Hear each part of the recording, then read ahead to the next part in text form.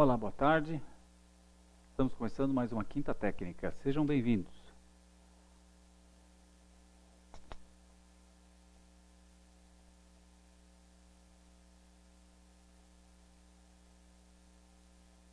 Vamos começar analisando o índice Bovespa, como sempre.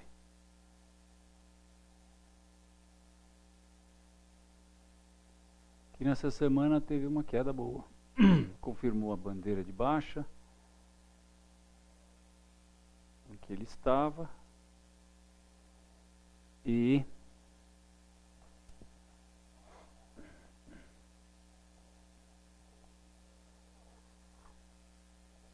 atingiu seu primeiro objetivo. Veio abaixo dos 60 mil pontos, chegou a quase 59 mil pontos. Hoje teve uma pequena recuperação, mas ainda continua com características de que vai continuar a baixa. Por quê? Bem, vamos relembrar as indicações técnicas que nós estamos tendo no Bovespa. A primeira delas é o rompimento dessa reta, que embora só tenha 2 pontos, ela é uma reta 45 graus, o que me agrada. Retas de 45 graus, e vale dizer que 45 graus para o tipo de layout que eu tenho, porque se a gente fizer um layout assim, né, ela vai ficar mais inclinada. Assim, ela vai ficar menos inclinada. Mas a gente tem aí um certo padrão de visualização de gráfico, que é mais ou menos como se fosse um pouco menos que uma tela wide, né, uma tela de televisão. Ela não é tão estreito como uma tela de televisão de 16:9, mas tem a largura maior do que a altura. E isso é uma coisa que nos cursos eu digo que a gente deve sempre pensar em visualizar os gráficos maximizados, porque assim sendo, nós vamos estar sempre vendo com a mesma razão entre comprimento e largura, ou largura e altura, falando de uma tela de computador, não é? Então, no meu aspecto de gráfico, no aspecto de gráfico que eu uso, que é o desse, exatamente esse que vocês estão vendo aí na tela, essa reta de 45 graus me agrada. Por quê? Porque a grande maioria das retas de longo prazo respeitam esse ângulo de inclinação. Quando a gente tem alguma coisa em 45 graus, que não é muito inclinada ou muito pouco inclinada, eu acho que ela torna-se naturalmente mais confiável. Mas então, apesar de que nós só tivemos um ponto em 2002 e outro ponto em 2008, que foi o fundo do subprime, depois que essa reta foi rompida, nós tivemos o que eu entendo, podemos chamar de movimento de retorno dessa reta, que foi essa alta que aconteceu em segundo semestre de 2011 e primeiro semestre de 2012, que culminou nesse topo de março de 2012, que, como vocês veem aqui, foi buscar lá a reta. Ele tocou a reta pela parte de baixo e encontrou resistência nessa reta. Então isso é bastante significativo e indica a reversão da tendência, ou melhor, confirma a reversão da tendência que nos tinha sido informada pela análise técnica aqui a partir de agosto de 2011. Com a queda de agosto de 2011, essa foi a queda função do rebaixamento dos Estados Unidos pela S&P em agosto de 2011. Então, o que se pode esperar com isso? É que este processo aqui tenha sido revertido. Quando um processo como esse é revertido, a gente pode esperar a correção Fibonacci, que eventualmente nós vamos verificar que já aconteceu, mas eu entendo que nós tivemos muita alta para pouca correção. O subprime veio a primeiro número Fibonacci, ou seja, correspondente a aproximadamente 38% dessa alta, e eu estou falando exponencialmente, e não linearmente, mas nós entendemos que nós teremos uma correção maior do que essa. Quando a gente olha o gráfico no dólar, indexado em dólar, o gráfico que a gente consegue trazer desde 1963, né? Para quem não sabe, sim, o Bovespa começa em 1968 aqui, mas esse pedacinho foi um trabalho que nós fizemos, que durou 6 meses. Nós fizemos o levantamento a partir do DCI, do Diário do Comércio e Indústria, inicialmente até na Biblioteca Nacional, lá na Avenida Rio Branco, no Rio de Janeiro, um prédio lindo, maravilhoso. Eu fui lá e constatei que antes de 68, que era onde nós tínhamos os dados, né, até onde nós tínhamos os dados, desde quando nós tínhamos os dados do Bovespa, mas antes disso publicava-se a cotação do IBV, que era o índice da Bolsa do Rio. Então nós fomos atrás, eu constatei que isso era publicado no DCI, fui atrás e peguei essa cobrinha aqui. Tem um trabalho danado para pouco gráfico, né? Muito trabalho para pouco gráfico, mas tecnicamente isso foi de uma importância muito grande, porque me deu este fundo anterior ao topo de 1971, um topo importantíssimo, porque após isso os preços caíram 12 anos. E eu, quando tive esse gráfico plotado na minha tela pela primeira vez, eu digo a vocês que foi um momento de glória na minha carreira de analista técnico. A primeira coisa que eu fiz foi olhar, analisar e pensar se eu estava de fato vendo um fundo importante, porque poderia ter um outro fundo mais abaixo aqui, antes de 1963, porque a Bolsa funcionava sim antes de 1963. Mas não, eu pensei e achei bem razoável esse fundo, porque nós tivemos, como se lembra, em março de 64, nós tivemos a Revolução. A Revolução deu uma desestabilidade na Bolsa, os militares entraram tomando conta e botando ordem no galinheiro, e aí os preços começaram a subir, a partir de 65, praticamente um ano depois da entrada dos militares. E isso eu acho que tem tudo a ver, né? Então isso foi muito importante para mim, porque me deu esse ponto com o qual eu pude traçar esta reta suporte. E qual não foi a minha surpresa depois, nesse dia, que depois de ter traçado a reta, logicamente eu, como qualquer analista técnico, faço, a primeira coisa que a gente faz é puxar uma paralela. E eu tomei um susto, porque quando eu puxei essa paralela, eu vi que ela passava milimetricamente por esses dois topos. E passava um pouco abaixo do topo de 71, mas eu achei que isso era absolutamente normal, porque sabe-se que o topo de 71 foi um pouco extrapolado. Por quê? Ora, pelo simples fato dos preços terem caído durante 12 anos depois desse topo, não é? Então, logicamente, a gente, de posse desse gráfico, a gente acabou ficando muito baixista quando os preços estavam tocando aqui pela quarta vez nessa história de 50 anos praticamente. Aí agora já 50 anos esse gráfico vai estar fazendo, né? Fez 50 anos. De 63 a 2012. 50 anos de gráfico, que beleza. Então, pela quarta vez, ele iria estar tocando essa reta guia. Esse gráfico nos dá uma harmonia muito grande da oscilação do Bovespa. E isso me dá muita tranquilidade de tê-lo como uma referência bastante positiva, bastante importante para as nossas análises de longo prazo. Como se vê nesse gráfico, a mesma reta aqui no gráfico do Bovespa não indexado tem apenas 2 pontos, esse e esse. Isso aqui acontece por baixo da reta. Aqui no gráfico indexado em dólar, a gente passa a ter 3 pontos. Tá?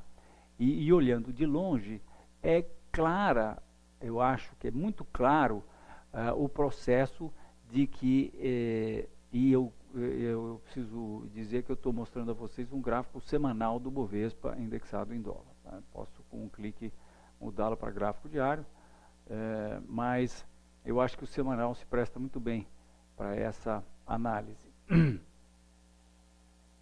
Então, é só para mostrar a vocês que esse é o argumento principal, né? Se a gente traçar Fibonacci aqui também, nesse gráfico, meu Fibonacci está sem, não sei por que está sem os níveis aqui. Se a gente traçar Fibonacci nesse gráfico, nós vamos ver que, da mesma maneira, os preços no subprime corrigiram o primeiro número Fibonacci, mas vejam, depois disso eles fizeram todo esse processo aqui, romperam esse processo e agora eu acho que estão prestes a retomar essa sua tendência de baixa de longo prazo. Essa tendência será retomada quando esse nível de 50 mil pontos for rompido, como eu acho que vai acontecer num futuro próximo. Por quê? Porque nós já tivemos esse topo aqui inferior a este topo, e se tivermos um novo fundo, nós vamos ter esse fundo inferior a este último fundo. Na verdade, nós já tivemos, né? Eu já praticamente considero isso como sendo uma tendência de baixa, que a gente pode falar de longo prazo, porque na verdade esse processo todo aqui é o ciclo de longo prazo, né? Dentro desse ciclo a gente tem uma tendência de alta de longo prazo e uma tendência de baixa de longo prazo. Então, e outra coisa também que a gente nota é que a gente está tendo dois fundos praticamente no mesmo nível, e agora a gente teve, depois desse topo aqui, nós tivemos um outro topo bem inferior, e agora, aparentemente, nós estamos tendo um outro topo. Não sei ainda, não dá para ter certeza, porque isso também pode ser uma bandeira de alta. Aqui falando em termos de semanal, não é?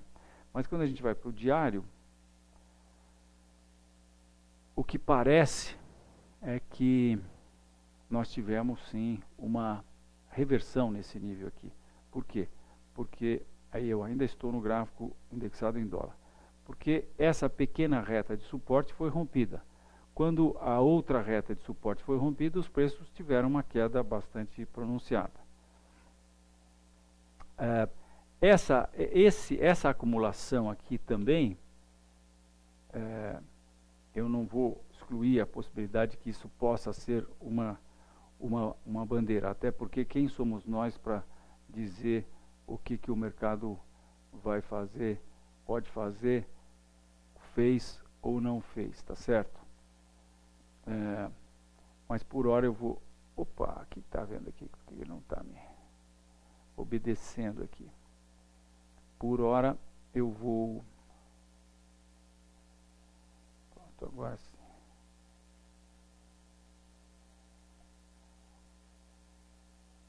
Eu vou tirar essa bandeira para não atrapalhar o nosso visual aqui, o layout.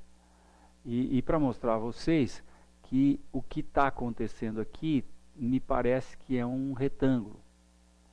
Um retângulo que eu acho que vai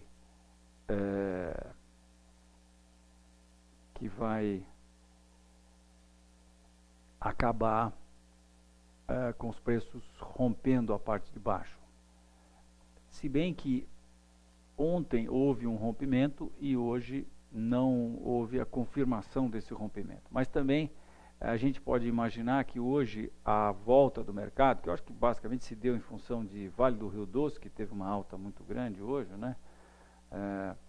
Vale subiu 3,78%, foi basicamente, eu acho que o que acabou levantando aí a moral do Bovespa. Mas, de qualquer maneira, essa alta trouxe os preços até onde está a antiga resistência, né? O antigo suporte que agora deve oferecer resistência. Portanto, eu acho que essa alta de hoje pode ter vida curta. Vamos ver agora aqui, voltar a ver no gráfico não indexado.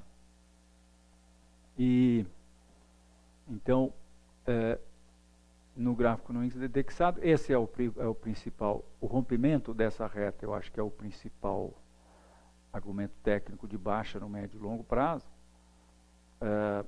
Sim, logicamente, eu esqueci de dizer para vocês que existe um fortíssimo argumento de baixa no médio e longo prazo, que é a contagem de ondas de Elliott, né, que eu pessoalmente acho que é um processo polêmico, difícil, mas ele é tão mais difícil quanto menor o prazo que a gente procure fazer essa contagem, usar a teoria de Elliott para tentar extrair alguma indicação lógica sobre o comportamento futuro dos preços, para fazer previsões em última análise.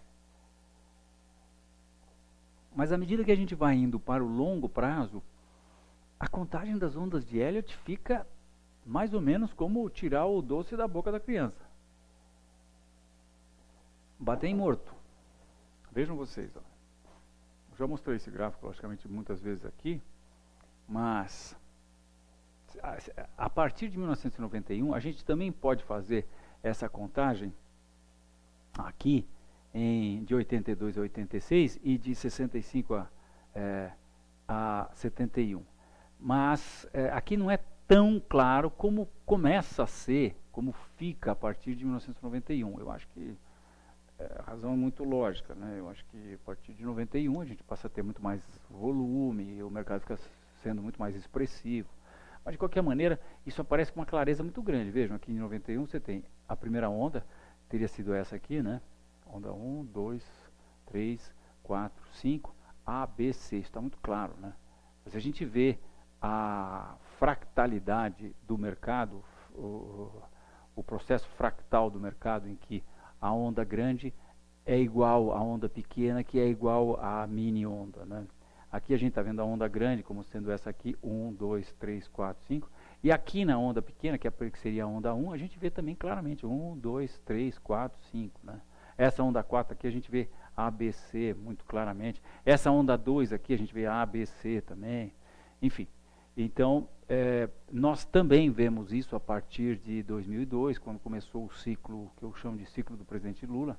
1, 2, 3, 4, 5. Essa foi a primeira onda. Vejam essa onda 5 aqui, que bonito. Também temos 1, 2, 3, 4, 5. Sendo que essa onda 4 aqui, 1, 2, 3, 4, foi um triângulo ascendente, que é o que costuma acontecer. Os preços, triângulos ascendentes costumam ser ondas 4. Tá? Então, o que a gente vê é uma coesão muito grande, uma aderência muito grande do mercado com a teoria de Elliott, né? Olhando então bem de longe assim, a partir de 2002 a gente vê claramente as ondas 1, 2, vejam essa onda 2 aqui composta por uma ABC, né? Então 1, 2, 3, 4, 5, e aí a gente conta uma onda A ou um processo de onda B, e agora nós estaríamos na onda C. Se nós estamos de fato na onda C, então nós provavelmente tivemos a onda 1, a onda 2, ou não, né? Nós podemos ter tido a onda 1, A, B, C, isso aqui tudo pode ser a onda 2 ou não, mas de qualquer maneira nós estamos vendo a onda C impulsiva. E a onda C impulsiva para baixo, na direção dessa onda corretiva, né, ela normalmente traz os preços abaixo do fundo da onda A. E, portanto, nós estamos imaginando, e aí quando a gente olha de longe de novo, a gente vê que os preços bateram 1, 2, 3, 4, 5 vezes aqui na parte de baixo desse canal de alta, e a gente então, em função dos problemas que assolam o mundo atualmente, a gente não vê razão porque os preços não possam tocar nesse nível mais uma vez. Agora, se vão lá ou se não vão lá, eu não sei, não tenho a menor ideia. Agora, o importante, minha gente, principalmente para aqueles de vocês ou aqueles seus amigos, aos quais vocês, quem sabe, podem dar uma mãozinha para eles despertarem do torpor, e que são aquelas pessoas que não têm stop, que não usam um stop, o importante é que essa possibilidade existe, é real e imediata, porque nós já estaríamos na onda C, que pode eventualmente trazer os preços para baixo do subprime. Então, por isso que a gente tem sempre aí, ao longo de todo esse tempo que você esteve conosco na Quinta Técnica, estado fortemente com viés de baixa no médio e longo prazo. O que quer dizer estar com viés de baixa no médio prazo? Ora, quando o mercado começa a querer romper níveis importantes de resistência, a gente não dá tanta importância, a gente não se atira comprando uma carteira enorme de ações sem stop. O que a gente faz é que a gente fica esperando que eventualmente surja uma oportunidade de um bull trap ou de uma reversão logo depois de um rompimento, que é uma super indicação de baixa, né? E procura estar mais posicionado na venda, né? Agora, o fato é que os mercados nos últimos tempos estão difíceis, estão bem difíceis para os analistas. Eles estão mais fáceis para quem opera sem stop e que acerta a direção. Lógico que quem opera sem stop e erra a direção também se machuca bastante, né? Mas quem opera com stop e acerta sem stop e acerta a direção, está mais fácil. Mas para quem opera com stop, que tem que necessariamente limitar prejuízo, o mercado está bastante difícil. Nós mesmos temos, eu não nego, já falei aqui muitas vezes, a gente tem sofrido bastante aí com a administração que a gente faz do fundo com stop. Nós estamos abaixo do CDI, mas eu não estou absolutamente preocupado. Nós estamos fazendo agora 2 anos de atuação com o fundo com stop, nós estamos abaixo do CDI. Se existem 6.800 fundos multimercado no Brasil, esses multimercados são todos multimercados, né? Tem fundos que operam mais com commodities, tem fundos que operam no exterior, enfim. Mas nós estamos colocados lá do meio para trás, essa é a nossa classificação. Mas, por outro lado, e nós estamos abaixo do CDI nesse período, mas nós estamos pouco abaixo do CDI. Nós estamos, por exemplo, hoje nós estamos com 10 posições, nós estamos com 11 posições de venda no mercado, e hoje nós estamos com 10 posições porque nós fomos estopados em Vale. Nós saímos com praticamente no preço que nós entramos, em função da alta grande que Vale deu hoje, tocou o nosso stop. Mas nós estamos com 10 posições de venda, estamos aí mais ou menos com 30 e poucos % do nosso capital comprometido. E o nosso melhor cenário é quase 5%. O que quer dizer melhor cenário? Se todos os nossos objetivos forem atingidos. Os nossos objetivos são coisa de 15% de baixa, algo assim. Então, se fosse 10% de baixa, se o mercado cair 10%, e se nós estamos com 30% do nosso capital, então nós vamos ganhar 30% de 10%, que é 3%, tá certo? Se o mercado cair 5%, a gente ganha 4,5%. Se nós, eventualmente, e isso pode acontecer, quer dizer, para o mercado cair 10%, 15%, isso pode ser uma semana. Ok. O Júnior está me dizendo que temos 2 perguntas, já vamos respondê-las. Então, nós, graças a estarmos vivos, estamos vivos porque mantivemos ao longo desses 2 anos uma rígida política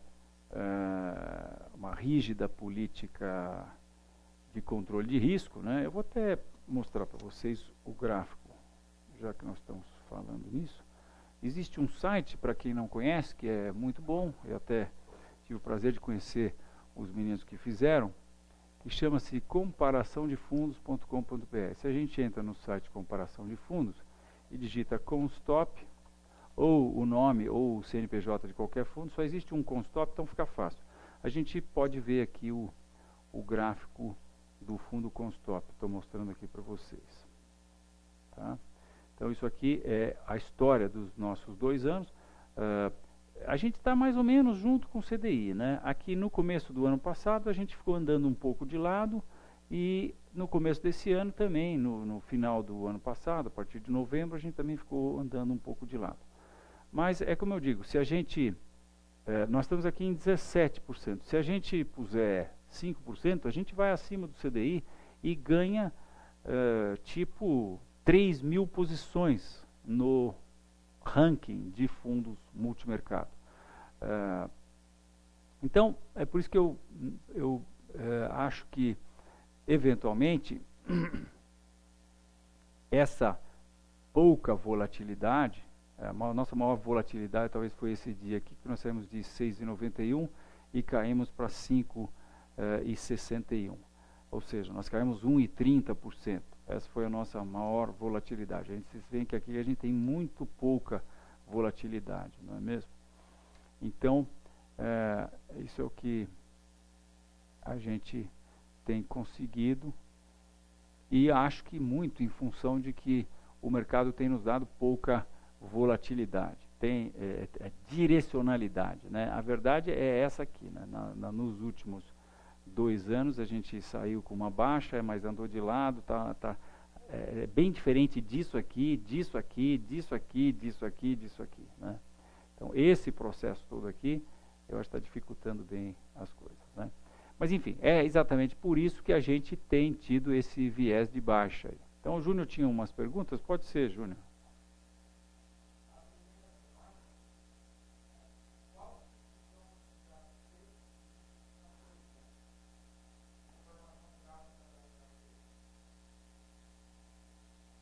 Bem, a onda C, basicamente, é uma onda impulsiva, né?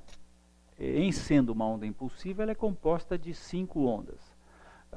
Agora, nas grandes tendências, eu vou estar mostrando aqui no próprio índice Bovespa, a gente tem a gente costuma ter uma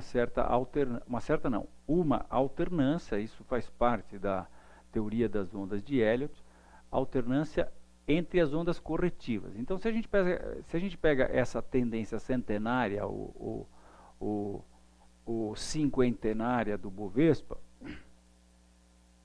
como sendo longo prazo, então isso daqui seria médio prazo, né?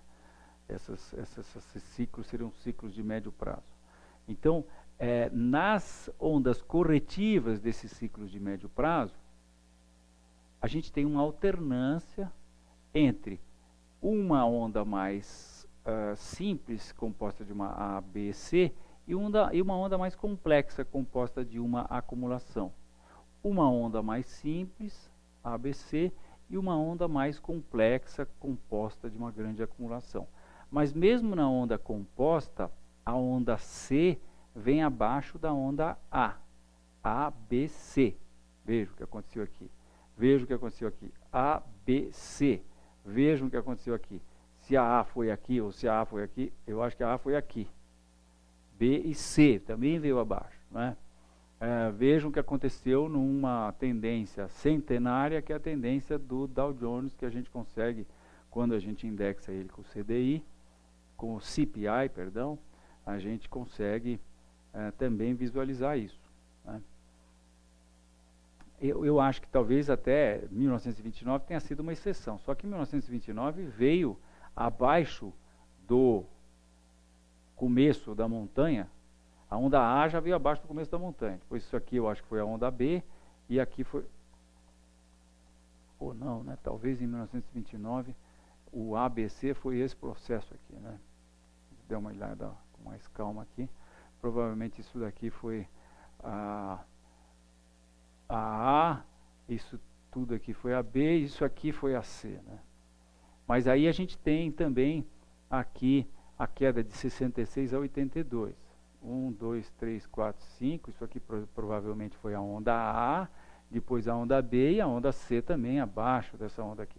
Mas o importante é também que, eu vou falar no Bovespa, aqui é mais dramático ainda isso que eu vou falar no Bovespa, mas olhando o Bovespa em dólar, a gente quando usa Fibonacci para ver uma comparação entre quanto cai em relação a quanto sobe, o que é uma análise bastante interessante, né? Porque a queda é muito razoável a gente imaginar que a queda tenha uma amplitude proporcional à alta. Ação e reação. Quanto mais alta tivermos, quanto mais inclinada for essa alta, quanto mais alto e mais rápido subirem os preços, maior deverá ser a queda, né? Quanto maior a altura, maior o tombo. É aquele negócio que a gente conhece da capoeira, não é? Então, o que o Bovespa nos fala? Ele nos fala o seguinte: onda A traz até primeiro número Fibonacci, onda B traz até 50% de correção da alta. Isso foi o que aconteceu em 1971. Em 1986, os preços vieram abaixo da faixa Fibonacci. Onda A já veio abaixo e onda C veio mais abaixo ainda, quase chegou no topo, no sopé da montanha aqui. E de 1991 a 1997, como é que foi o processo? Foi exatamente igual a 1971. Onda A veio aqui próximo do primeiro número Fibonacci e onda C veio a 50% de correção. E agora, com os Estados Unidos falido e a Europa quebrada, como é que nós estamos? Nós estamos que a onda A veio até primeiro número Fibonacci, 38%. Todas as outras, os outros precedentes, nós vimos o mercado chegar pelo menos até 50% de correção. Se os preços chegarem a 50% de correção, que seria 20 mil pontos, com o dólar de hoje, nós estamos vendo os preços chegarem aqui na reta suporte, né? Nós estaríamos vendo os preços chegarem na reta suporte. Tá? Seria uma queda assim. Os preços vêm aqui para 20 mil pontos e encontram essa reta aqui. Então, é isso que nós estamos aí apostando, né? E nós não operamos em cima dessa informação, mas a gente ter noção do médio e longo prazo é o que diferencia o analista sênior do júnior, na minha opinião. Júnior. E esse júnior não tem nada a ver com esse outro júnior que eu falei. Esse aqui é o Douglas Magalhães Júnior, meu direto sócio.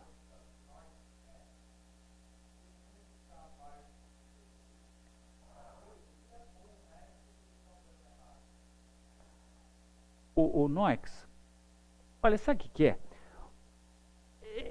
O método, ele não é algo que cospe ordens de compra e venda. Quem cospe ordem de compra e venda é a minha cabeça, a nossa cabeça aqui, usando uma ferramenta que nós conhecemos bem, chamada análise técnica.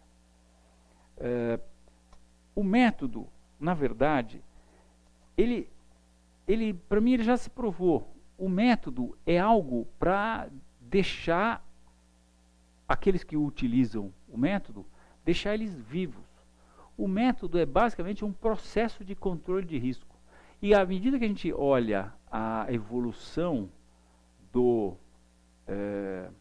da cota do fundo com stop, a gente percebe que não há nenhum susto. Entendeu? Agora, porque veja bem, rentabilidade é composto de, na verdade, duas variáveis. Você tem a rentabilidade e tem a perdabilidade, que está incluída no processo, não é verdade? Então, hoje tem um monte de fundos que estão na nossa frente. Agora, eu tenho usado esse site que eu mostrei para vocês, até para fazer várias comparações, até para nos posicionar no universo de fundos multimercados, não é? A gente vê gente que está consideravelmente acima da gente. São centenas. Agora, vários desses fundos, você põe junto com o nosso fundo, põe o gráfico junto com ele, você vai ver que ele está acima, mas ele está acima tendo feito isso. Ó. Sendo que tem umas dessas aqui que são 30% de baixa. Então, na verdade, eu acho que em função da falta de direcionalidade do mercado, eu entendo que eu preciso de um pouco mais de tempo. Porque, veja bem, na verdade, 2 anos, em termos de fundo, quer dizer, em termos de uma análise, se você vai analisar qualquer home office ou family office que vai analisar um fundo, você tem que ter no mínimo um histórico de 2 anos. Isso é o mínimo, tá? Agora, se os preços caírem, tiverem uma queda muito grande, como disse uma vez sabiamente o Warren Buffett, é quando o mercado cai que a gente vê, é quando a maré baixa que a gente vê quem está nadando pelado. Então, eu quero ver dos fundos que estão bem hoje, o que vai acontecer se os preços tiverem uma baixa muito grande. Eu sei o que vai acontecer, o que deve acontecer conosco. Como nós estamos com essa cabeça de baixa, a nossa cota deve subir.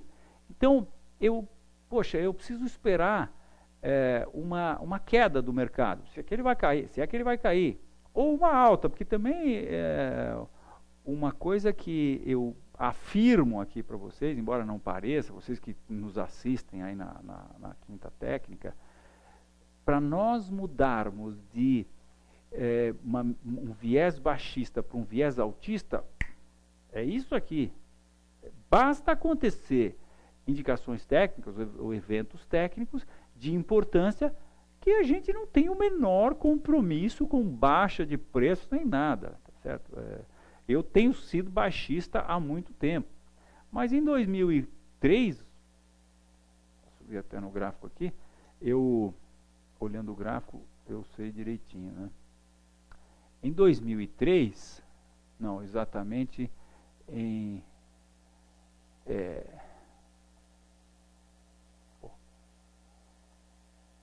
aconteceu aqui. Em 2004, exatamente, eu fiz uma análise, está no nosso site, em que eu projetava uma alta de 100% para o Bovespa. Depois o Bovespa acabou subindo muito mais do que isso. Então, mas como eu dizia, eu acho que se a gente tiver uma baixa, ou de repente até uma alta, ou seja, maior direcionalidade para os preços, eu estou achando, como vocês sabem, que será uma baixa, aí eu quero ver qual vai ser a nossa posição perante esses 6.800 fundos. Quer dizer, eu quero ver, não é falando em termos de bravata, não. Eu quero ver, até vou, aí sim, eu acho que eu estou me dando esse tempo, estou nos dando esse tempo para medir a nossa eficiência. Agora, com relação a método funcionar ou não, você tem que ver o método, na verdade, como um processo inteligente, rápido, efetivo de controle de risco. O que nós fizemos, que eu acho que foi um grande benefício que nós oferecemos ao mercado, é que no Terminal Enfoque, como eu já mostrei muitas vezes aqui, você define parâmetros, diz qual é seu capital e o que você quer da vida em termos de taxa de rentabilidade anual, qual é a taxa de rentabilidade anual que você quer, e com uma continha simples de regra de 3, você define stop e objetivo no gráfico antes de fazer a sua operação.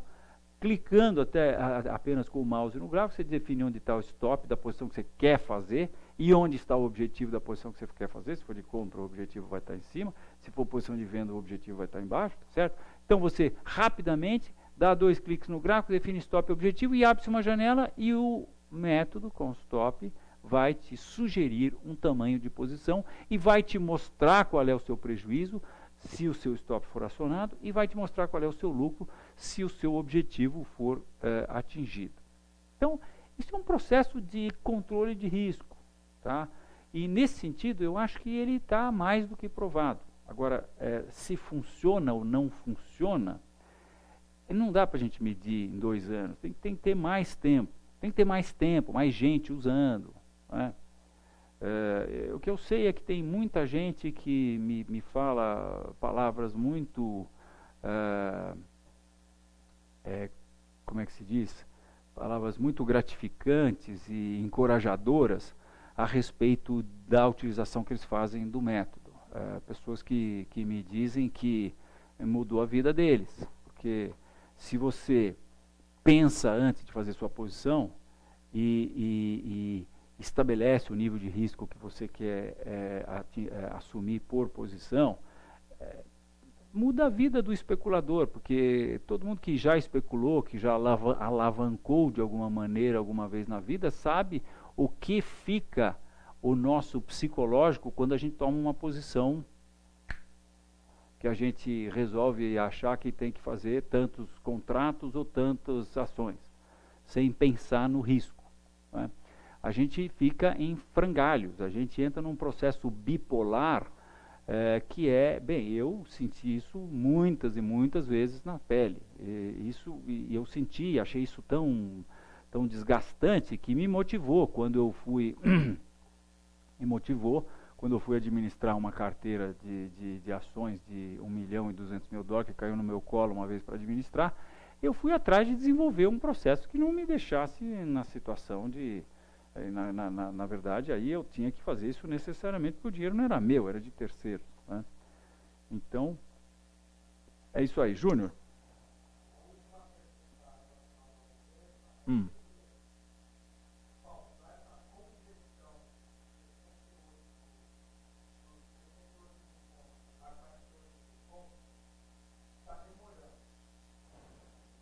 daqui a aqui.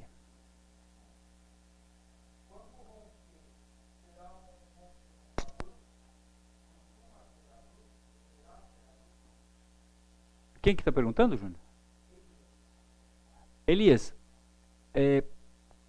qualquer congestão grande pressupõe uma grande direcionalidade após a congestão. Da mesma maneira que calmaria é sinônimo de tempestade, e depois da tempestade, provavelmente nós vamos ter calmaria se a gente está no mar. Tá? Agora, o que causa a quebra abrupta são níveis de suporte, no caso aqui a gente está imaginando que é de baixa, tá certo? Seriam então níveis de suporte muito bem determinados, níveis de suporte claramente determinados num determinado nível. Né? Por quê? Porque eu costumo dizer que à medida que o mercado vai se acumulando, ele vai ganhando energia potencial, que gasta energia essa que ele gasta quando a acumulação é vazada para cima ou para baixo, é rompida para cima ou para baixo. E o que é essa energia potencial que ele ganha? São as ordens de stop que vão sendo colocadas embaixo do suporte e acima da resistência. Agora, se nós temos um suporte aqui, outro aqui, outro aqui, outro aqui, as ordens estão mais dispersas. Tá? Agora, se nós temos, por exemplo, um triângulo descendente, né, em que os preços fazem suporte sempre no mesmo nível e topos descendentes, então todas as ordens de stop se concentram exatamente abaixo desse nível, que é claramente este nível de suporte. Quando esse nível é rompido, o mercado despenca, desanda. Né? Os fatores fundamentais também contribuem para que isso aconteça. Aliás, eles são os responsáveis por acontecer esses processos. Eu acho que nós temos aí potencial de fatores fundamentais negativos enorme. Né? Vamos pensar na Europa e nos Estados Unidos. Os Estados Unidos postergou o remédio amarguíssimo que ele vai ter que ingerir na marra, postergou mais alguns meses. Março, abril, maio, não sei exatamente, mas é aí, estamos chegando já. Né? Europa está também empurrando com a barriga. Então, eu acho que a qualquer momento podem acontecer fatores que aí sim eles fariam com que o processo fosse uma aterrissagem não soft, né? Não seria um soft landing. Se você me perguntar, eu te diria o seguinte: como nós estamos vendo uma coisa inusitada, eu vou te mostrar o que eu acho que é inusitado. Inusitado é isso aqui, ó. Como é que foi o ciclo em que nós estamos? Ciclo que nós estamos. Vamos pegar o gráfico de longo prazo aqui, que é o gráfico. Opa, cadê o cara aqui? Aí está aqui, ó. Não está aqui. Puxa, será que eu apaguei o gráfico? Não, está aqui, desculpe. Então vamos pegar o gráfico de longo prazo aqui e vamos ver que o ciclo costuma ser assim, vai e depois cai. Se bem que esse aqui de 71 a 83, ele também teve um grande período aqui de oscilação lateral, né? Que foi de 73 até foi de 73 até 80, foram 7 anos de oscilação lateral. E depois caiu e aí começou a subir. Mas os outros dois, a gente vê que ele cai, sobe e cai. Ele cai, sobe e cai. Aqui no ciclo atual, o que aconteceu? Os preços caíram, subiram e começaram a andar de lado. E já estão andando de lado, 1, 2, 3. Aqui em 71, eles estavam andando de lado, mas eles estavam próximos aqui de onde eles tinham chegado. Depois foram caindo mais. Atualmente não. Eles estão andando de lado muito mais próximos do topo do que do fundo, do que eu acho que é a onda A. De maneira que quando esse processo for rompido, eu acho sim que nós não vamos ter soft landing. Ou seja, eu desenhei um negócio aqui que eu não acredito. Eu acho que a coisa está muito mais para isso aqui. Quer dizer, mais próximo do que aconteceu aqui.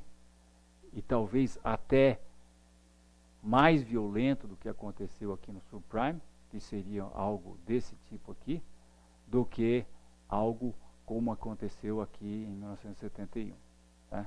Se bem que se a gente pega esse cara aqui e traz para cá, você vê que eu não estou muito longe da realidade, por exemplo, do que aconteceu em 2002, antes da alta. Isso aqui foi medo do Lula, né? Mas enfim, não inclinei tanto assim. Vocês veem que o Bovespa já tem precedente de ter queda. E o que foi isso aqui? Isso aqui foi o final da onda C, né? Isso aqui foi, nós estamos, onde nós estamos? Estamos aqui, ó. Isso aqui foi onda A, onda B e onda C. Onda C foi 1, 2, 3, 4 e puf, 5. Essa aqui foi a onda 5 da onda C, né? Então, sim, eu acho que nós estamos na iminência aí e já falei isso várias vezes aqui na Quinta Técnica, eu acho que nós estamos na iminência de termos quedas bastante avantajadas, né? E não é por outra razão que isso coincide com a nossa maneira de pensar, com a nossa maneira de operar. Estamos vendidos, estamos com posição, 10 posições de venda. Vou mostrar para vocês aqui a nossa tela. Eu não posso estar abrindo as posições do fundo, não por mim, mas até porque o fundo não é meu, é de outros cotistas. Eu sou um dos cotistas principais, mas existem vários outros cotistas. Mas aqui não dá para vocês lerem, mas dá para vocês verem as posições.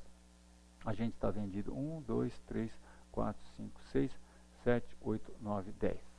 E posições liquidadas. Vejam o que nós fizemos esse mês. Esse mês a gente resolveu aumentar um pouco o risco, de 0,7 ao mês para 1% ao mês. E nós estamos pegando esse 0,78 na verdade, estamos dividindo em 2. Nós estamos com risco de apenas 0,40 por mês. Eu acho que cheguei à conclusão que nós estamos muito conservadores.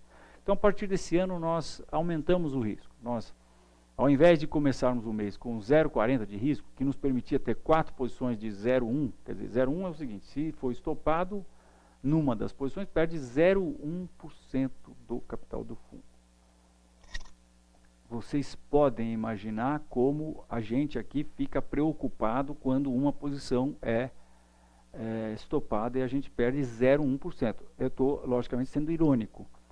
Não tem preocupação.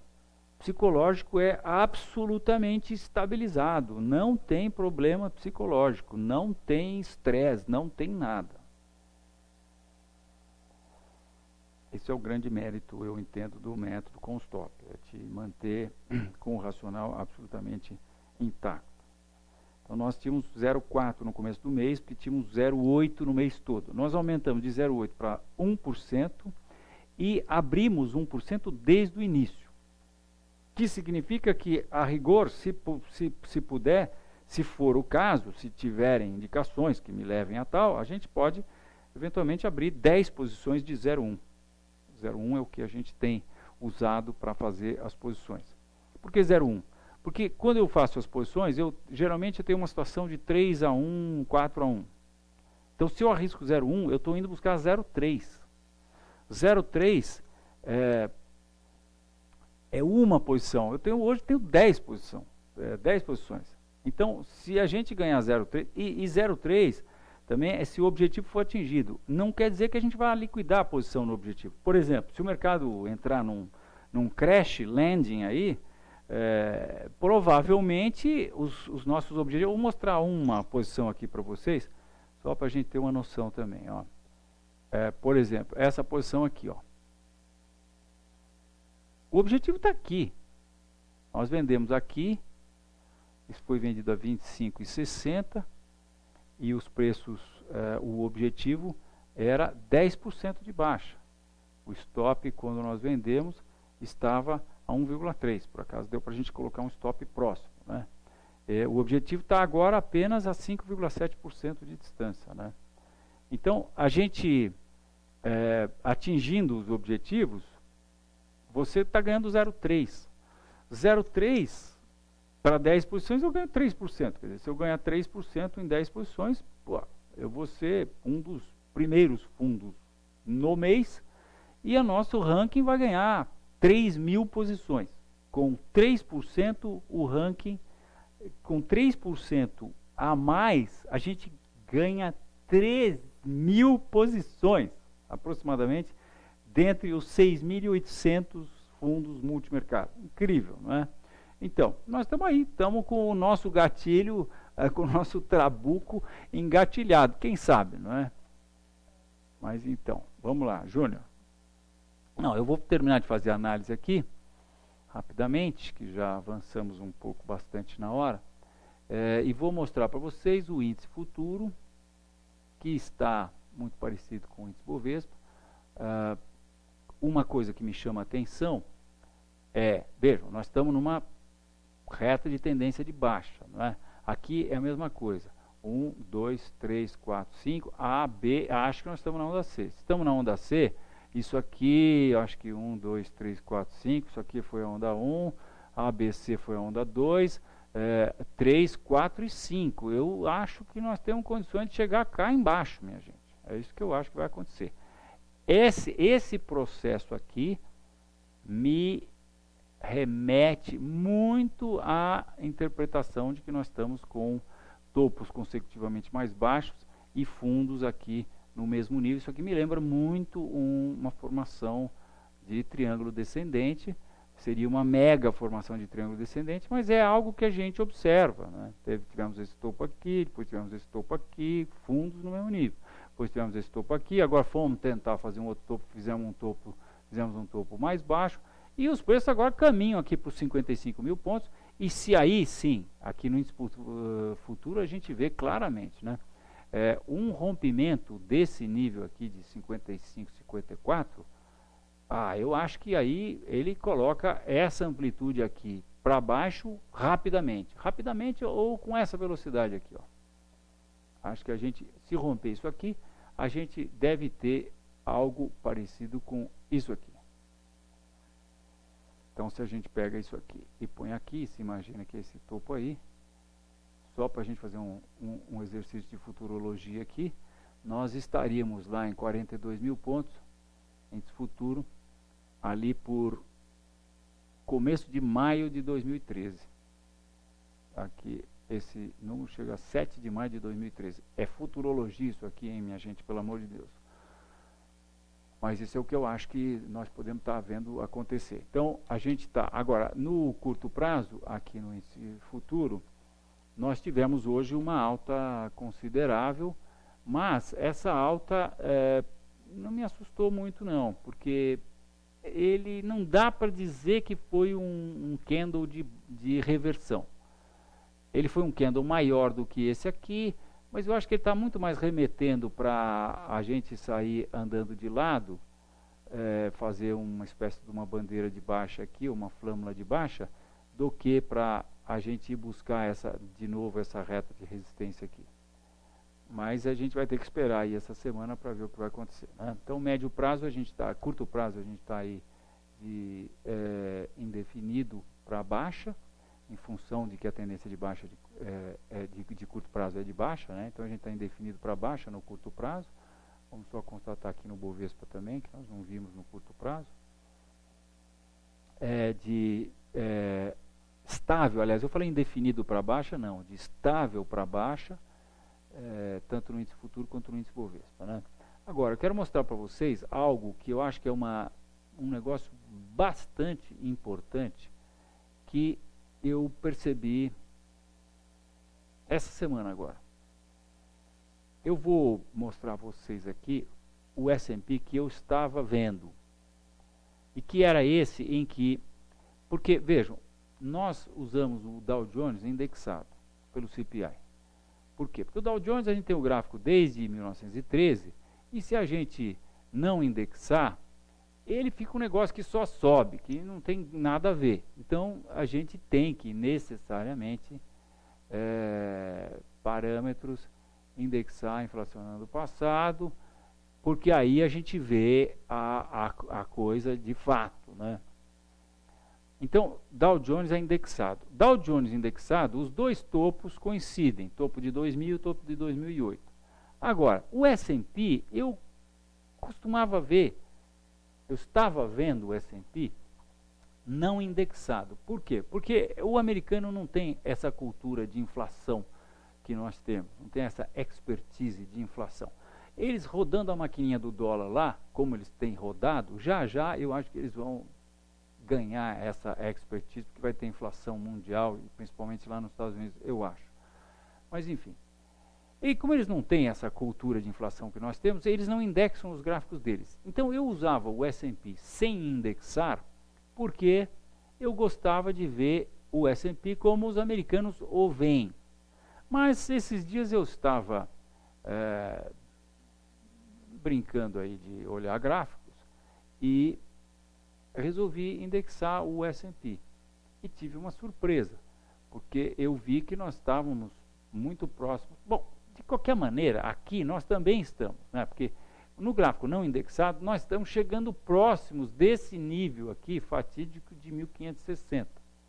Ó, o máximo dos preços foi este dia aqui, de 2008, outubro de 2008, foi dia 11 de outubro de 2008, o máximo atingido pelos mercados, pelos preços, foi de 1576,09, tá?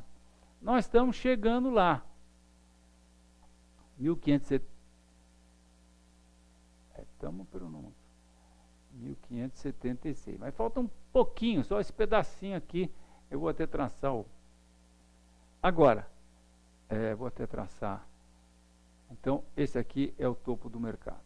Tá? Nós estaríamos chegando lá. Agora, depois do começo do ano, os preços subiram e aí começaram a se arrastar para cima, o que a gente entende como sendo um processo de perda de força desse movimento aqui, né? Então, aí quando eu resolvi indexar esse gráfico, eu tive uma bela surpresa, porque vejam que eu achei, ó, parâmetros indexados pelo CPI, a gente vem a esse gráfico em que os topos de 2000 e 2008, 8 anos depois, não coincidem, porque houve inflação nesse período aqui, e esse dólar aqui valia mais do que esse, na verdade, né? E se a gente traça uma reta aqui, não é nada conclusivo, mas essa reta nos traz para exatamente os níveis em que nós estamos hoje. E quando a gente olha o que o mercado está fazendo nos níveis que a gente está vendo, pô, olha o que ele fez, ó.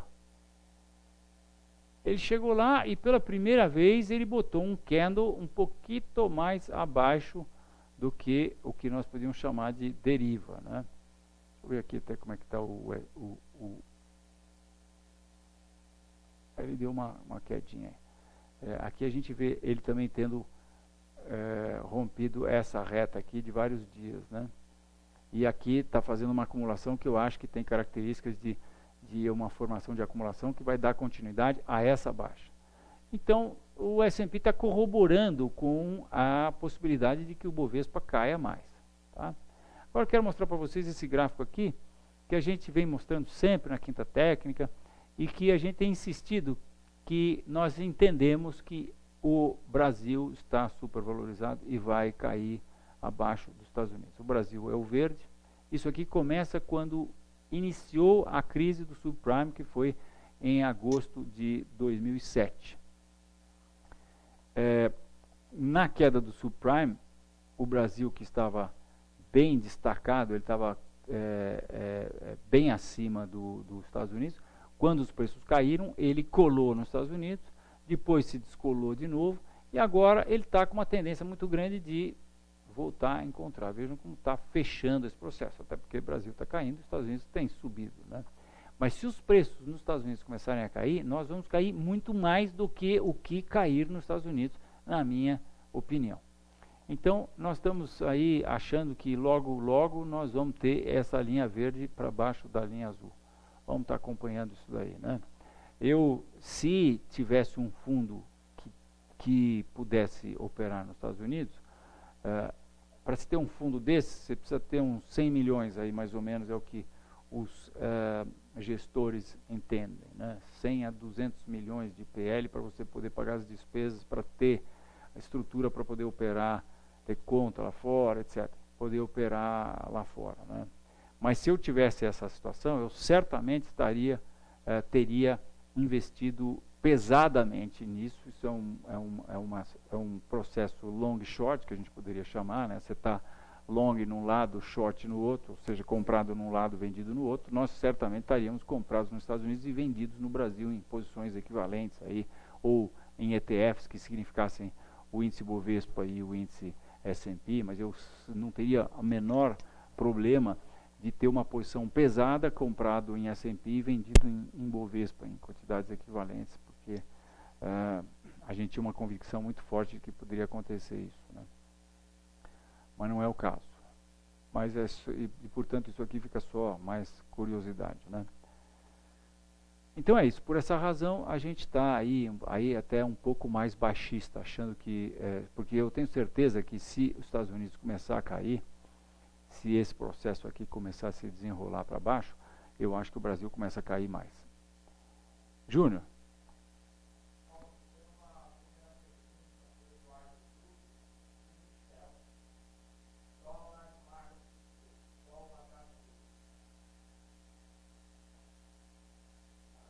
Então,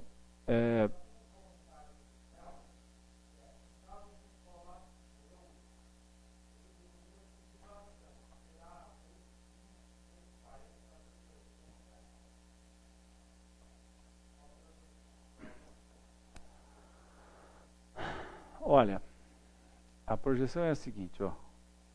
É isso aqui, 3,40, 3,60. É para onde eu acho que vai o dólar futuro. Eu estou puxando Fibonacci dessa baixa. Agora, isso é um pouco fantasioso, porque isso aqui é um gráfico ajustado, né? Então, eu prefiro analisar o gráfico do dólar à vista, porque aí a gente tem os valores reais. Porque é difícil a gente imaginar os valores que aqui vão sendo projetados do dólar à medida que a gente muda, vai fazendo ajuste de mês a mês, vai distorcendo os valores passados, então é difícil de imaginar. Mas isso aqui não, isso aqui aconteceu. Esse é o dólar à vista, tá? E no dólar à vista a gente pode também puxar aqui Fibonacci, e aí a gente remete para o topo da crise do subprime, que foi 2,6. Agora, eu acho que da mesma maneira que no topo, que no Bovespa a gente acha que os preços vão abaixo do fundo do subprime, no dólar eu acho que os preços vão acima do topo do subprime. O topo do subprime hoje é 2,60 aproximadamente, né? Um pouquinho menos. Vamos botar só esse cara aqui. É 2,62, alguma coisa. 2,62. Agora, o que está acontecendo nesse instante? Eu, pessoalmente, e estava observando isso com muito carinho hoje, eu quero ficar de olho muito bem aberto numa possibilidade de nós termos uma reversão para cima no nível que os preços estão agora. Por quê? Vejam, nós estamos num nível muito importante, olha, nós estamos nessa reta suporte, e vejam como esse canalzinho está ornando, né? Eu gosto de canais assim. Então acho que nós estamos vendo um canal de alta aqui. Vou limpar a minha área aqui, que eu não gosto de poluição nos gráficos. Vou colocar esse cara aqui que não me adiantou em nada. Eu estava com esperança que ele tivesse corrigido o primeiro número Fibonacci, mas não é o caso. Então eu tiro ele daí. Vou tirar esse cara aqui que não me serve de mais nada. E vou mostrar a vocês que, eventualmente, nós que achamos que estamos vendo um triângulo que foi rompido e desrompido, aliás, uma belíssima indicação de bull trap, aqui nós tivemos aqui, nós não chegamos a aproveitar isso porque estávamos sem risco, mas senão certamente nós teríamos aproveitado essa situação. Então, eu acho que nós podemos deixar de ver isso aí e passar a ver um retângulo. Olha, vamos ver meio de longe aqui, ó. Não orna como um retângulo? Eu acho que eventualmente sim. Então, o importante é que, ó, nós tivemos, eu tracei essa reta aqui, porque nós tivemos dois fundos, um em maio de 2012 e outro em julho de 2012. Tá? E os preços chegaram nesse nível e, pararam aqui, estão sentindo esse nível de 1,98. Onde passa esse nível de suporte, oriundo desses dois fundos, e onde passa a reta de suporte. Então, o contexto para uma... E eu vou desenhar aqui o que eu adoraria ver acontecendo. E para isso eu vou estar acompanhando a abertura amanhã. Eu adoraria ver uma abertura a R$2, tipo amanhã assim. E se os preços fizessem isso, aí isso aqui sim seria uma estupenda indicação de alta. Eu me atiraria numa posição e pensaria seriamente em fazer uma posição um pouco maior do que aquele risco de 0,1 que a gente faz. Porque eu acho que seria uma tremenda indicação de alta. Agora, isso é querer demais, né? Mas pode acontecer algo do tipo o mercado romper 1,98, deixar um rabo lá para baixo e fechar na máxima do dia. Pronto, isso também vai ser, eu acho que uma ótima indicação de alta. Eu acho que eu já vou considerar uma reversão. A gente, teoricamente, teria que esperar a confirmação disso, com mais um fechamento para cima, mas eu acho que, em função do contexto, qual é o contexto? De novo, estaria acontecendo no nível de suporte e na reta suporte. Então, qualquer coisa que aconteça em termos de, tem chance de ir para cima, eu acho que vale a pena, pegar e colocar uma posição de compra, até porque nós vamos estar com possibilidade de colocar o stop muito próximo. E quando você tem possibilidade de colocar o stop muito próximo, você pode aumentar bastante a sua posição. Você pode fazer uma posição muito maior com o mesmo risco. Tá? Então é isso que eu acho do dólar. Agora, o que vai acontecer aqui, eu não sei. Eu estava lendo um artigo hoje em que escrito em inglês por americanos radicados aqui no Brasil, informando seus pares lá fora, de o que estava acontecendo com... até eu vou ver se ainda está aqui no meu browser. Não está. Mas, então, eles acham que tem 3 possibilidades para o governo estar. Uma hora quer que o real suba, outra hora quer que o real caia. Uma hora quer que o dólar suba, outra hora quer que o dólar caia. Então, eles estavam dizendo lá, não, mas é que porque, na verdade, eles estavam vendo aí que os exportadores o dólar estava muito valorizado, então estava prejudicando os exportadores, então eles estavam fazendo uma política para melhorar as coisas para os exportadores, para eles poderem ter maior ganho, etc. Tal. Não, mas depois eles começaram a pensar que tinham que baixar o dólar por conta da inflação. Então, primeiro, ele acha que pode estar acontecendo essa disparidade aí, por 3 razões, ou pela aquela primeira, ou pela segunda, ou porque os caras não têm menor noção do que eles estão fazendo mesmo. Então essa é a outra hipótese, eu não duvido muito, mas enfim, vamos ver. Então é isso. Júnior.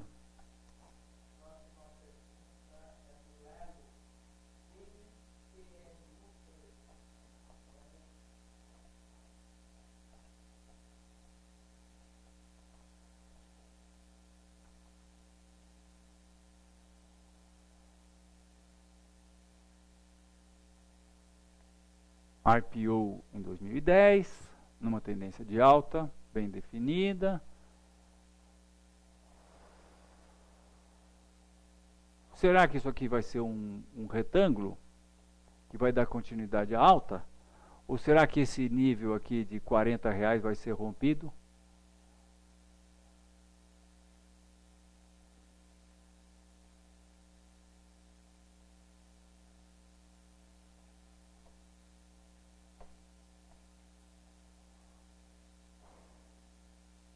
Como nós rompemos esse processo aqui, eu acho que as chances maiores são que a gente rompa esse nível aqui e venha buscar essa reta aqui. Mas eles estão próximos, né? Essa reta também não é assim de todo muito confiável. Talvez, na verdade, essa reta possa estar um pouco mais abaixo aqui, porque na verdade ela estava aqui no fundo que aconteceu no IPO, mas eu acho que esse fundo aqui seria um fundo mais próprio para se colocar essa reta. E aí, eu acho que isso, está difícil falar, mas eu acho que isso aqui está com muito mais cara de um topo duplo do que de um retângulo que vai dar continuidade à alta. Nós vamos ter que esperar para isso que a resistência seja rompida ou o suporte aqui a 40 seja rompido. O suporte está a 40, a resistência está a 50.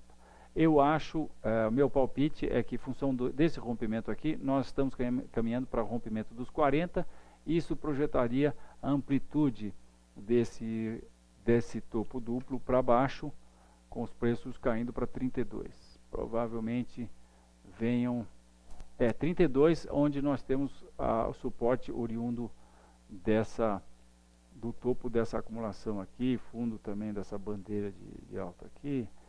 32, 31, eu acho que é o meu palpite para múltiplos. Júnior.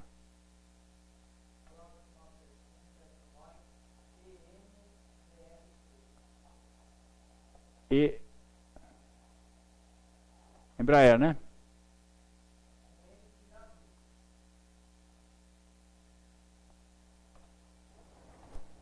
Energias BR. Quase igual, né? Nós tivemos um call de baixa para Energias BR, mas ele voltou a entrar para dentro do retângulo. Mas eu continuo achando que nós estamos vendo um retângulo. Vou até ler aqui o que está no call que nós fizemos. Reversão em topo de retângulo de baixa. O call foi por aqui, né? Reversão no topo, quer dizer, então nós fizemos o call porque nós estamos vendo uma reversão no topo deste retângulo de baixa. Por que de baixa? Porque ele está acontecendo depois que essa reta, seja ela essa aqui ou essa outra aqui, mas isso aqui, ou uma ou outra, ambas foram rompidas, né? Então, vamos ficar com uma só. Eu acho que pode ser essa aqui. Então, o que nós temos? Nós temos o rompimento da reta, e aí o mercado nheque, faz um retângulo. Tá? Agora, aqui nós tivemos uma tentativa de rompimento que não aconteceu, os preços vieram até o topo aqui, talvez até o meio do retângulo, talvez eles voltem a subir para o topo, que está a 12,90. Mas eu entendo que essa acumulação é um retângulo que deverá dar continuidade à baixa, com os preços caindo aí inicialmente para seu próximo suporte importante, que está a 10,50. 10,50, 10,40, 10,40, que é mais ou menos a amplitude desse retângulo projetada para baixo. Aqui, 10,40. É o meu palpite que nós vamos. Mas não dá para excluir a possibilidade que os preços testem, antes de irem lá a 10,40, que eles testem aí os 12,90 mais uma vez. Júnior.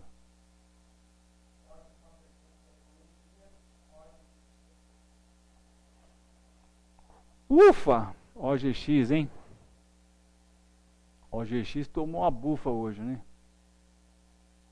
Nós fizemos uma recomendação de venda para OGX quando? Eu vou ler o porquê. Falso rompimento. Falso rompimento do quê?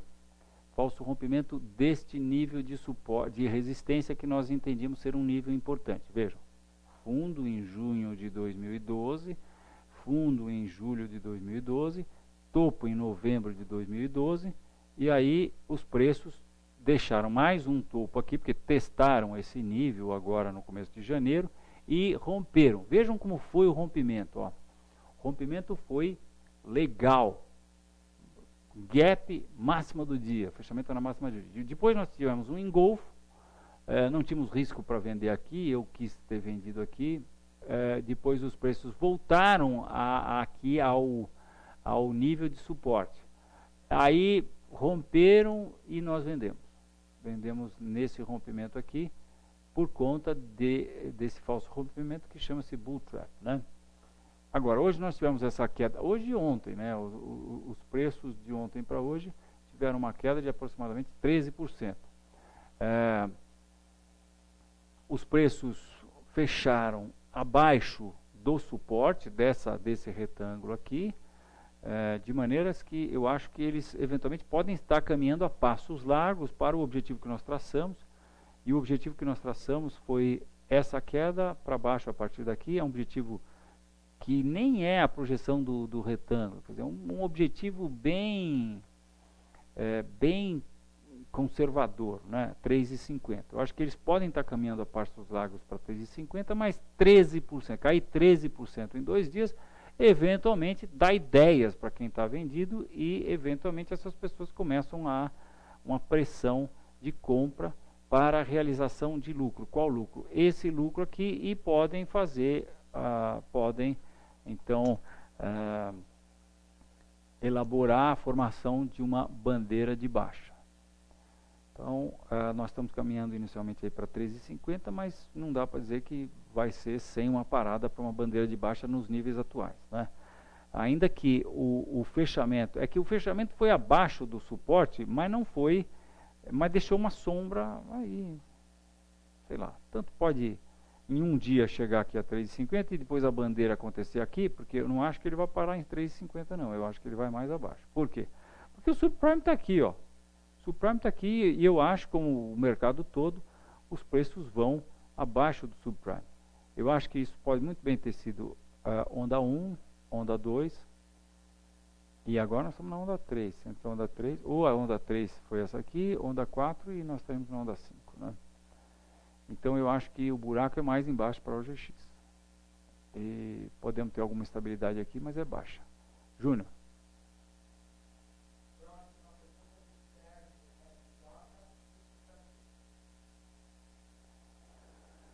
Puxa, faz tempo que eu não vejo Risco Brasil, Risco BR.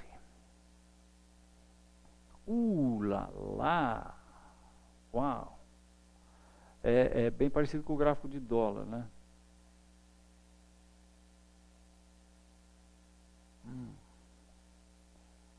Lá, lá. Bem, uma constatação. Os preços chegaram no fundo que eles chegaram, e nós destacamos isso aqui no dia na quinta técnica, no fundo que eles chegaram em 2007, especificamente em maio de 2007. Chegaram exatamente nesse nível. Nós temos uma retinha de resistência aqui, e uau! Lá, lá! E essa reta foi rompida. Quer dizer, o mínimo que a gente pode imaginar é que o Risco Brasil vá subir para correção do primeiro número Fibonacci, que seria aí 165, 170 basis point. Mas ele pode muito bem ir para 180, que seria 50% de correção dessa alta aqui. Agora, o rompimento também dessa reta também pressupõe que ele venha buscar essa outra reta que já tem 4 pontos. Ó. 1, 2, esse aqui extrapolou um pouquinho, mas tem um outro topo aqui que pega exatamente nesse nível, quer dizer, a gente deixou só 3, 4 candles para fora daqui, mas em compensação encostamos ele nesse topo e nesse topo. Então acho que é bastante provável que o Risco Brasil possa agora vir aí para pegar essa reta aqui, o que aconteceria lá pelos 200 basis points. E portanto, nada bom para a Bolsa, né? Risco Brasil subindo, Bolsa caindo, que é exatamente o que a gente está achando que vai acontecer. Júnior.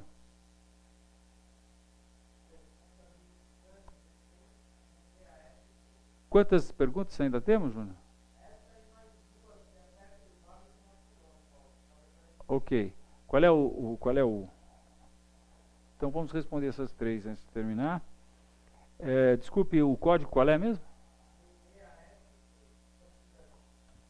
Então, Banco do Brasil, nós também fizemos recomendação de venda. Vou mostrar a recomendação de venda que nós acompanhamos aqui. A recomendação de venda foi em função de... Vejam, a reta de resistência. Passamos uma reta de resistência aqui entre esse topo que aconteceu em outubro, novembro de 2010, esse outro topo que aconteceu em março de 2012, e veio dar exatamente no nível que ele estava. E aí a gente teve uma espécie de um bull trap também. Tá? Depois puseram a cara para fora dessa reta e voltaram a cair. E vamos ver qual era a nossa explicação aqui. Confirmação no intraday de 15 minutos de reversão em reta de resistência de longo prazo. Nós soltamos a recomendação nesse dia aqui, que foi o dia 24 de janeiro, e a venda foi efetuada quando o mercado estava a 25,58.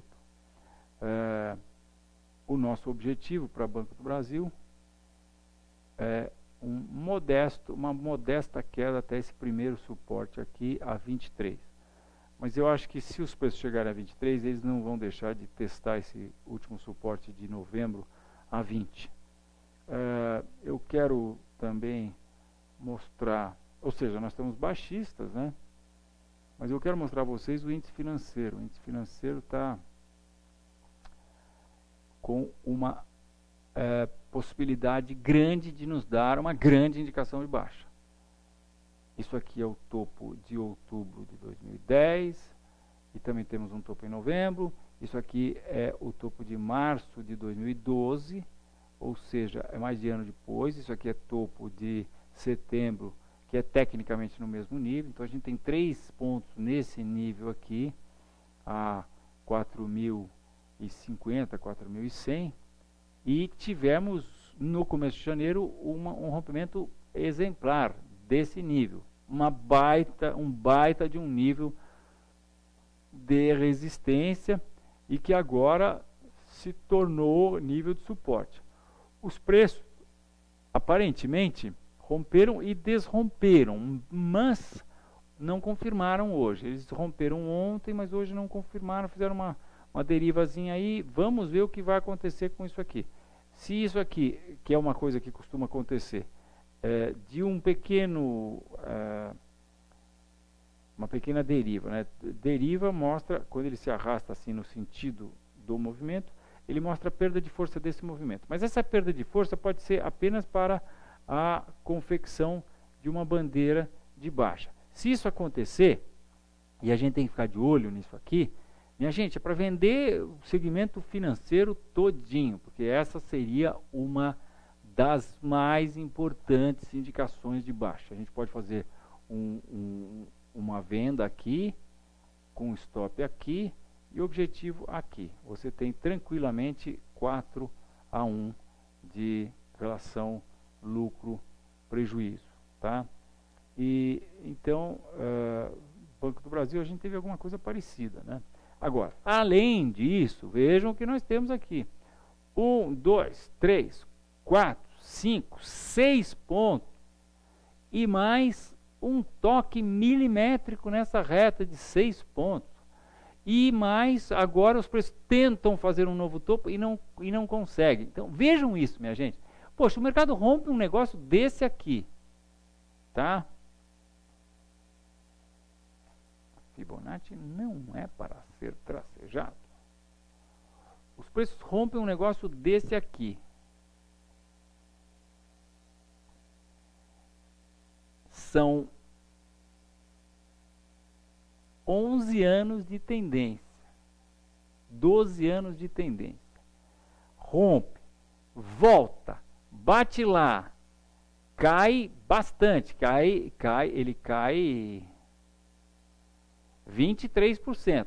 Aí os preços voltam a subir, tentam romper o último topo, que é aquele, e fazem um bull trap. Puxa, isso aqui tá gritando nos meus ouvidos. Me venda, por favor.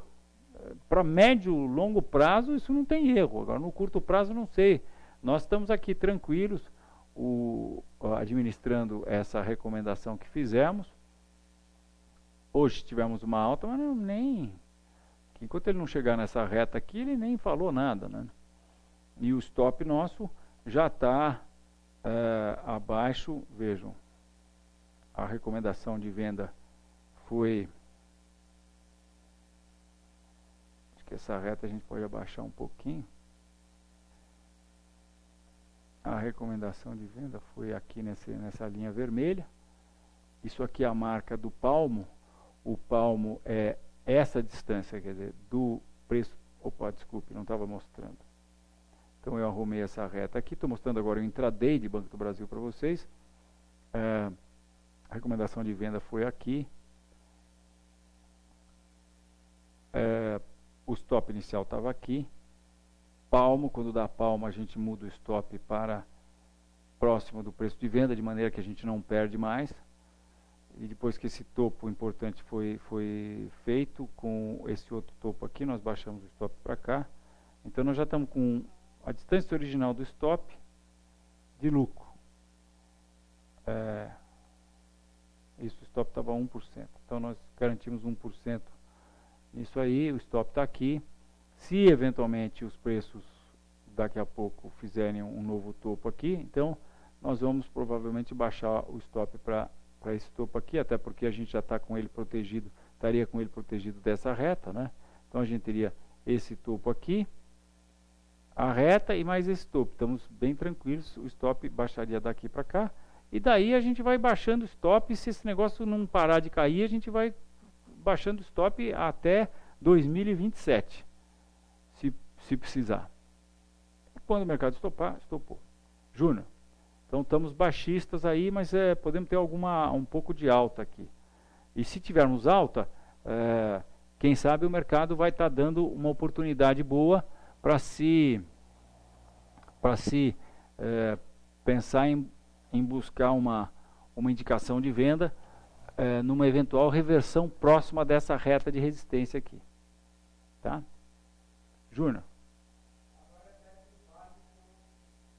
Perdão, eu não mostrei aqui, ó.